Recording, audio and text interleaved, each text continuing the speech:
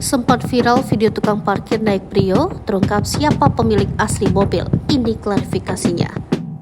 Sempat viral di media sosial video merekam tukang parkir naik mobil Brio, kini terungkap siapa pemilik aslinya.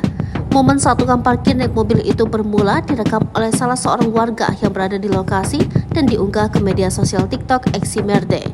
Dalam rekaman video tersebut terlihat sebuah mobil yang baru saja tiba dan diparkir di depan minimarket. Setelah itu, seorang pria parubaya yang mengenakan rompi oranye turun dari mobil tersebut. Dugaan muncul bahwa pria dengan rompi oranye ini adalah tukang parkir di minimarket tersebut.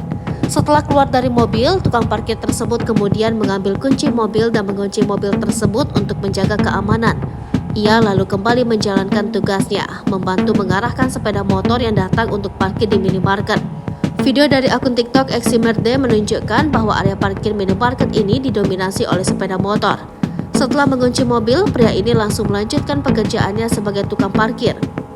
Namun belakangan ini, narasi dalam video tersebut dibantah oleh pria yang berada dalam video itu. Tukang parkir tersebut ternyata bernama Budi. Dilansir dari Kompas, Budi menjelaskan bahwa dia keluar dari mobil Brio karena diminta oleh pemilik mobil untuk membantu merapikan parkiran. Budi menjelaskan bahwa mobil Brio tersebut sebenarnya milik seorang driver daring yang biasanya parkir di lokasi yang berdekatan dengan warung. Saat itu ada truk yang akan mengirim barang dan posisi mobil tersebut menghalangi truk tersebut. Budi menjelaskan bahwa mobil tersebut biasanya parkir di lokasi tersebut seperti ojek online. Selain itu, Budi juga menjelaskan bahwa saat ini dia sendiri tidak memiliki mobil. Ia berharap agar warga tidak salah paham terkait dengan situasi tersebut.